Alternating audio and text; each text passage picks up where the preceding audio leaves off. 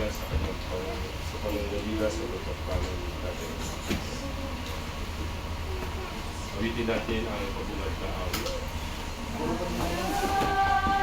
Magsiawit na bayan, pinagpalakad, dakilang biyayang pangako na suminay na. Sinauna mong hangarin, ang taong may tubusin, upang siya'y makapiling, mapag-irog na Diyos natin. Bayan, magsiawit na bayan, pinagpalakad, dakilang biyayang pangako na suminay na. Sa ngalan ng Ama, ng Anak at ng Espiritu Santo, Amen. biyaya at kapayapaang buhat sa Diyos Ama, Panginoong Jesucristo at Espiritu Santo, sumainyo na. At sumayo. Ang Eucharistia ay siyang pinakadakilang pagsambang maialay natin sa banal na santatlo. Alalahanin natin di tayo karapat-dapat umarap sa Kanya at kailan nating mahugasan sa ating pagkakasala. Sabay-sabay tayo, inaamin mo sa makapangyarihang Diyos at sa inyo mga kapatid, na luba akong nagkasala sa isip, sa salita at sa gawa, at sa aking pagkukulang. Kaya isinasamo ko sa mahal ng Birheng Maria, sa lahat ng mga anghel at mga banal, at sa inyo mga kapatid, na ako'y ipanalangin sa Panginoong ating Diyos. Kawaan tayo ng makapangyarihang Diyos, patawarin tayo sa ating mga kasalanan, at patubayan tayo sa buhay ng mga hanggan.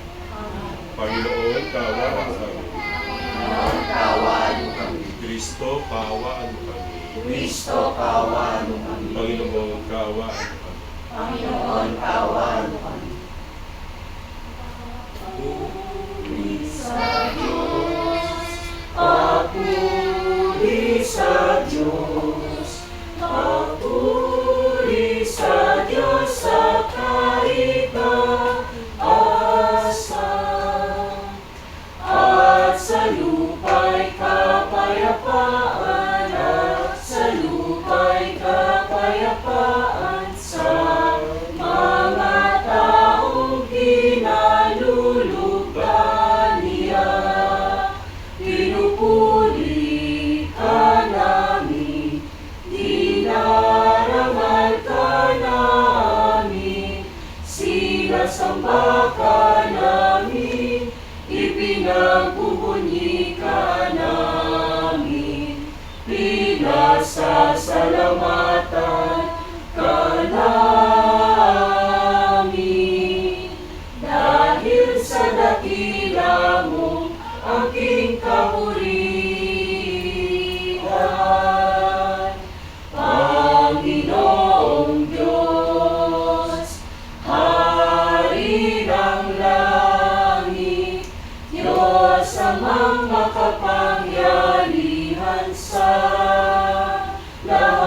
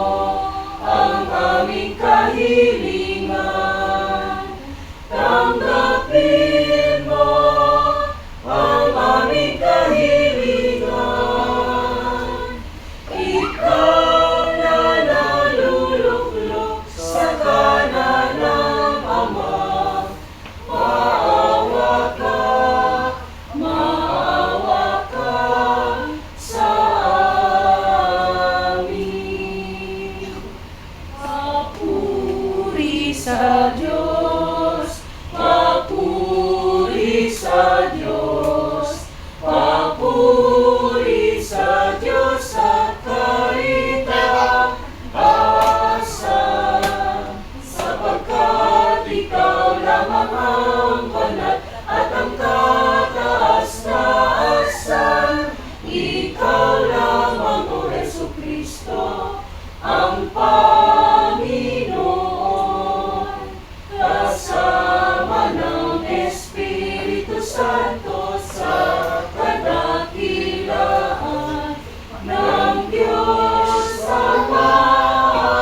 Amen. Ng Diyos Ama. Amen. Papuri sa Diyos. Papuri sa Diyos. Papuri sa Diyos sa kaitaasan.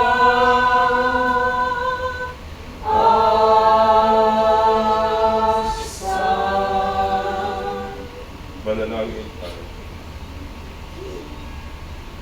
Ama naming makapangyarihan, sa iyong pagsusugo sa salitang Diyos na totoo at maasahan, at sa pagbibigay mo ng Espiritong nagpapabagal sa sanlibutan, ipinahayag ang iyong kahiwagaang dakila sa sangkatauhan. Sa pananampalatayang amin ngayong ipinagdiriwang, ipagkaloob mong aming may dangal ang tatlong persona na walang hanggang kadakilaan, at aming sampahin bukusan ang iyong iisang pagkadiyos sa mahal na pagkapangyarihan, sa pamamagitan ni Kristo kasama ng Espiritu Santo, magpa sa walang hanggan. Amen.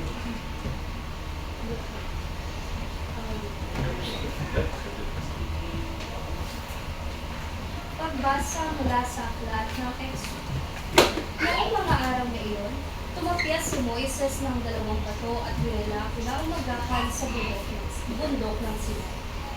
Ang Panginoon ay bumaba sa ulap, lumagay sa tabi ni Moises at binanggit ang kanyang pangalan, Panginoon. Ang Panginoon ay nagdaan sa harapan ni Moises. Sinabi niya, "Akong Panginoon ay mapagmahal at maawain. Hindi ako madaling magalit. Patuloy kong ipinadarama ang aking pag-ibig at ako'y nananatiling tapat." Naluluhod si Moises at sumamba sa Panginoon. Sinabi niya, "Kung talagang pinanunugdan ninyo ako, isinasama kong samahan ninyo kami kahit na matigas ang ulo ng dahil ito. Patawarin na ninyo kami at tanggapin bilang inyong bayan." Ang salita ng Diyos. Salamat sa Diyos.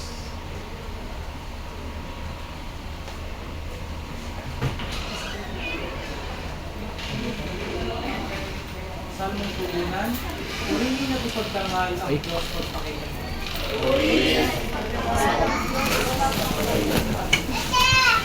Pinupuri ka namin, Panginoon, Diyos ng aming mga ninuno, karapat-dapat kang ipagdangal at dakilain magpakailanman. Purihin ang inyong banal at maluwalhating pangalan, nararapat purihin at ipagdangal magpakailanman. Tugon. Purihin at Ipagdangal ang Diyos magpakailanman.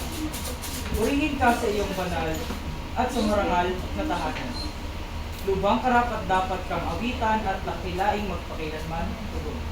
Purihin at ipagdangal ang Diyos magpakailanman. Purihin ka na naluklok sa maringal mong trono. Karapat-dapat kang awitan at dakilain magpakailanman. Tugon. Purihin at ipagdangal ang Diyos magpakailanman. Mula sa iyong luklukan, sa ibabaw ng mga kurubin, at kita mo ang kalaliman, ang daigdig ng mga patay.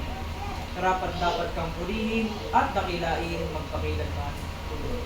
Purihin at ipagdangal ang Diyos magpakailanman. Purihin at ipagdangal ang Diyos magpakailanman. Salamat.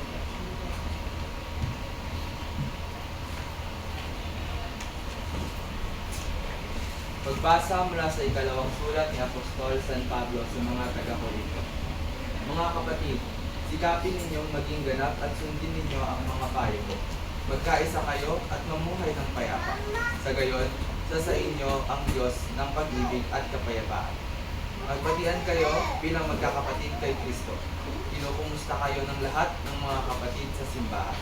Naway sumainyong lahat ang pagpapala ng Panginoong Jesucristo, ang pag-ibig ng Diyos at ang pakikipag-isa ng Espiritu Santo. Ito ang salita ng Diyos. Salamat sa Diyos. Magsitayo po tayo lahat. Aleluya, aleluya. Dakila ang amang mahal, anak, Espiritong banal, noon, ngayon, kailan pa man. Aleluya, aleluya. Sumainyo ang Panginoon At sumainyo ang mabuting balita ng Panginoon ayon kay San Juan. Papuri sa iyo, Panginoon. Gayon na lamang ang pag-ibig ng Diyos sa sanlibutan. Kaya ibinigay niya ang kanyang bugtong na anak, upang sumasampalataya sa kanya ay hindi mapatawa, kundi magkaroon ng buhay na walang hanggan. Sapagkat sinugo ng Diyos ang kanyang anak, hindi upang katulang parusahan ang sanlibutan, kundi upang iligtas ito sa pamamagitan niya. Hindi inahatulang maparusahan ang nanampalataya sa bugtong anak ng Diyos, ngunit inahatulan ng parusahan ang hindi nanampalataya sa Kanya. Ang mabuting balita ng Panginoon. Puri ka namin, Panginoong Jesus. Magsipong muna sandali. Magandang gabi po sa inyo lahat. Magandang gabi, Father. At condolence po sa inyo sa pagka-ulay ko ni pagkamatay ko ni Tatay Ananias. May isang kwento tungkol sa isang Santo Papa na nais niya pong magpaguhit ng larawan ng Diyos. Kaya inimbitahan niya lahat ng mga artist, lalo ng mga pintor, na kung sino man ang makaguhit ng mukha ng Diyos ay bibigyan niya ng gantimpala. Lahat ng pintor ay nagsikap. Iba't ibang paraan ang kanilang paglalarawan sa Diyos. Ang iba ay iginuhit yung mapagmahal na Ama. Ang iba naman ay isang mabuting pastor. Ang iba naman ay isang hari. Ang iba naman ay naging isang alapati. Ngunit may isang matandang pintor na ang pangalan ay si Giuseppe, ay imbis na magpinta, siya po ay nakatulog sa harap ng kanyang canvas. Nang dumating yung araw ng paghuhusga, ay tiningnan ng Santo Papa ang lahat ng mga obra ng mga pintor. Ngunit hindi siya nasiyahan sa ginawa ng iba. Pagkatapos, nakita niya si Giuseppe na natutulog sa harap ng canvas, blanco canvas. At siya po ay ngumiti at tuwang-tuwa kay Santo Papa. At sabi niya, ito ang pinakamagandang larawan ng Diyos. Nung narinig ng ibang kaparian at obispo at ibang visitors, parang nagulat sila sa sinabi ng Santo Papa na ito ang pinakamagandang larawan ng Diyos. Sabi ng isang obispo, Holy Father, pero bakit naging maganda ang blankong canvas na ginawa ng isang matanda? Wala namang laman. Sumagot ang Santo Papa, oo, sapagkat ang Diyos ay hindi lubusang mailalarawan ng sinuman. Walang sinumang taong pwedeng magguhit kung ano ang mukha ng Diyos. My dear brothers and sisters, today as we gather for this great Mass, we are also facing something we cannot fully understand or for death. Minsan siguro natatanong natin, bakit may kamatayan? O di kaya, Father, bakit namatay si Lolo? Bakit namatay si Tatay Ananias? Bakit mayroon pang kamatayan? Actually, wala pong tamang sagot sa ganong katanungan. Ang sagot nandiyan ay, death is a mystery. No? Just as God is a mystery, so is death. Why did this happen? Why now? No? Pwede ba i-extend si Tatay Ananias, Lord? Pwede po ba? Bakit ngayon pa? No? But we often we do not get their answers. But today is also the Trinity Sunday. believe in one God and three persons. The Son and the Holy Spirit. It is a mystery. No? Even Saint Thomas Aquinas, napakatalinong tao sa nagstand people. Napakalinong obispo. Pero ang kanyang description at the end of the kanyang sa Diyos is a mystery. Kahit kami, karang-karanti, na pag-aralan kay Bishop Bacani ang Holy Trinity, ang ending, sabi ng obispo sa amin, ni Bishop Teodoro Bacani, the Trinity is a mystery. Ang sinumang tao makapag-describe o makapagbigay ng specific, ano ba ang, sino ba ang Diyos? Saan ba galing ang Diyos? But, my dear brothers and sisters, it's also a source, the Holy Trinity is a source of comfort, especially today at this moment of loss. How does the Trinity help us today? Una, ang Diyos Ama. Siya ang ating mapagmahal na magulang. Siya ang nagbibigay ng buhay sa atin. Tulad ni Tatay Ananias. No? Sa kwento ni Kuya Archie, parang una, isitan pa si Tatay na magpari yan si Kuya Archie. Siguro sinasabi ni Tatay Ananias, sayang lahi natin.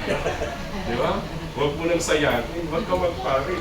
But eventually, napapahayag si Tatay Ananias. Gano'n siguro, iba ang plano ng Diyos kay Kuya Archie. No?